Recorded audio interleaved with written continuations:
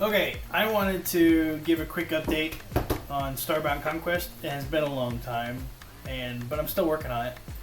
And I just wanted to show where it's been. I'm not going to show a whole lot of the code, but the game has changed pretty drastically since my last update. But the biggest thing is there's still a companion app, and now the companion app is a lot more tied to the actual game. And the login screen now is different.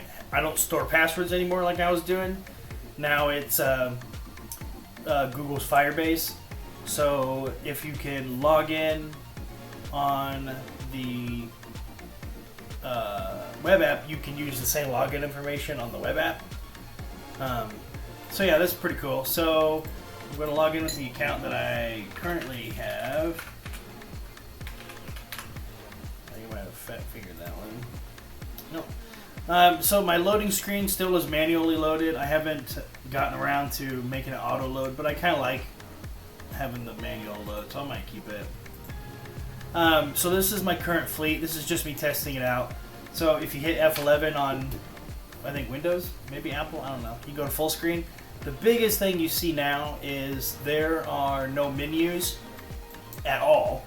So the only thing you really see is just the actual game field. And apparently this little red thing, hopefully it doesn't show up, that's weird. Okay, so anyway, yeah, so to help with rendering, I took out the star field being on this here is the HTML canvas, this blue line, or the canvas. So everything is rendered on top of this canvas. The stars are just a CSS background image repeated over and over and over again. So instead of having to render the stars each time you move the game board, it's just now statically rendered one time on the CSS, and so that drastically helped performance. I also switched over to Cloudflare for my HTTPS protocol stuff. So I got all that set up. That took a bit because it kind of broke the website, but it's up and working. So I'm using Nginx for my reverse proxy and Cloudflare for my, I think it's SSL. Anyway, that's that stuff. And I'm still self-hosting it, which I'll probably keep doing. I might look into getting either a really cheap laptop or like a Raspberry Pi and just run this off of that. So anyway, yeah. So no menus, which is kind of nice. Okay, so just a couple of things real quick. I had GPT help me figure out how to scroll where the mouse is. What it used to do is it would scroll here to the corner every time, which wasn't a big deal. It was just kind of annoying. So now, wherever your mouse is, that's where it scrolls to. So, I can like drag this guy like all the way down here. So like, oh, I want to see what's over here. And then you can be like, oh, hey, I want to see what's over here. So that's pretty cool. This was something I wanted to get done for a while, and I just hadn't been able to do it. I haven't been able to figure it out. Also, hitboxes are adjusted. So you can see like I'm not moving the ship, but I'm moving so the hitbox is the image, is around the image. So this is still part of the hitbox because you have this little fin here. So this box is like this, and it comes down, and so it's not just the image, it's the container that the image is in. So hitboxes are adjusted, which is super awesome. You can see from clicking on a ship now, you get weapon names based on the colors. So these are weapon ranges. So for like railguns, it's from here to here. I don't remember the range, but you honestly don't need to measure out the range because you have a visual indicator. It's like, oh, I'm within range. So as long as you're within this orange circle and this orange circle, you're within range. Same thing with the particle beam. Like if you're within here and then down, then you're within range. I think railguns are anywhere between these two. Plasma cannon, anything underneath these two. So yeah, the ship weapon things, the different weapon types are now on each ship. And it was just a real simple, just draw a line, and then when you click a ship, it shows up, and then unclick a ship, it goes away. So it's not constantly there. Some of the smaller ships have less weapons. Like this guy here's got, you know, one. A fighter only has, you know, one, and I think a carrier or a cruiser has two. So yeah, and then they rotate with rotates a little funky, but I think that's because of either my rotation function or because of my socket IO. I'm not too sure, but anyway. And then yeah, so you have all of that, and then so that's pretty cool. It's just kind of nice little quality of life. So you don't have, so no more menus. You don't have to pop up a menu for anything like that. Just see like, hey, what's this? What's the stat? Okay, so the two big things that I did to hide the menus was you click on a ship.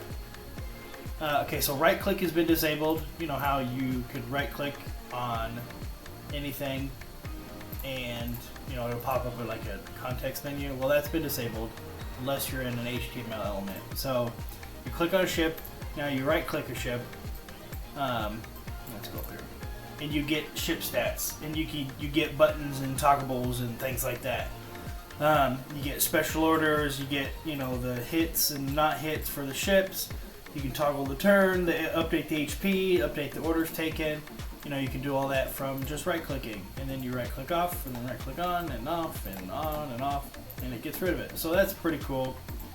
That was something that I've been wanting to do for a while, but it's just getting the ID of the ship through an event listener, and then it's checking to see if that ship is in an array or in the ship array, and then it gets it by ID. So that's pretty cool.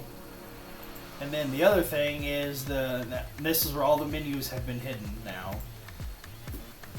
It's a lot more streamlined than what it was. So I had, you know, 15 buttons up here, but now I've only got, you know, 3, 5 in these drop downs. But still the drop down, so you can, you know, hide it. And so this is an HTML element, so you can still, you know, right click in that, but on the actual HTML canvas you cannot. So yeah, you have you still have the area of effects. You still have your ruler if you want to measure things. Honestly, you don't really need to measure things. I think AOE is probably the one that you probably still need. But if you still want to put down a marker, you know, you can put down a marker. Different factions. Now you select a faction first instead of the ship class first and then a faction. So you can select different factions. I've been having a friend of mine help me with more of like Starbound Conquest lore. So he's been coming up with backstories and things like that, things I have no desire to do. But yeah, so then you can select a faction and